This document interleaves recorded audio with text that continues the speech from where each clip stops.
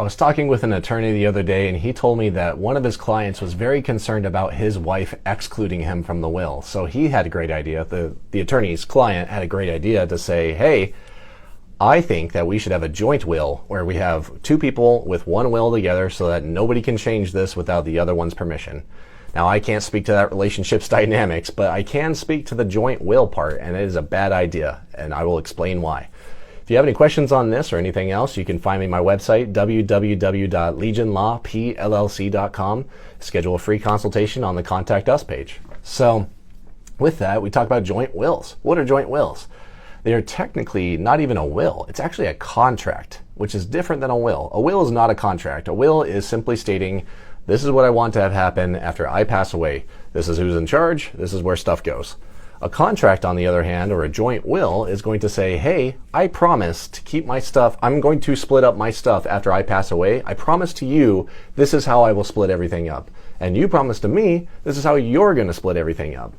And the problem is that that's not really a valid will. That's not you saying, without any kind of coercion, without any kind of control from another person, any kind of concern on that front, you can't independently say, this is exactly what I want. I don't have any kind of influence telling me how to do this.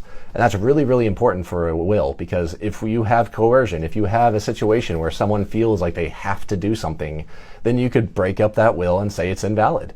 So if this man went forward and forced his wife to have a joint will with him, then his wife could say, I'm not going to do that.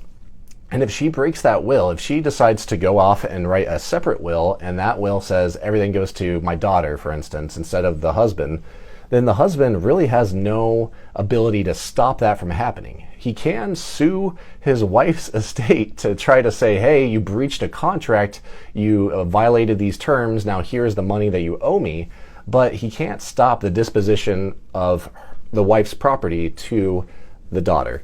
I know it sounds really, really strange, but here's the main summary. Don't do it. Just don't do it. It's not really a valid will. It's more like a contract, like I said, and courts are going to treat it like a contract. They're not going to treat it like a will. And if you want your will to be treated like a will, then just write a will. Write a will where you are the only person on that will saying what you want to have happen.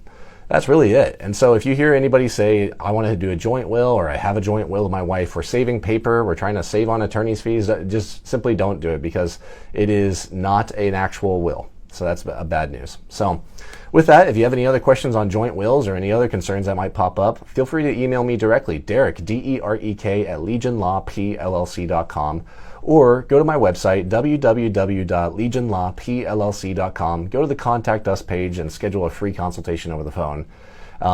Yeah, we can chat about joint wills or anything else. So thank you so much for watching, and have a great day.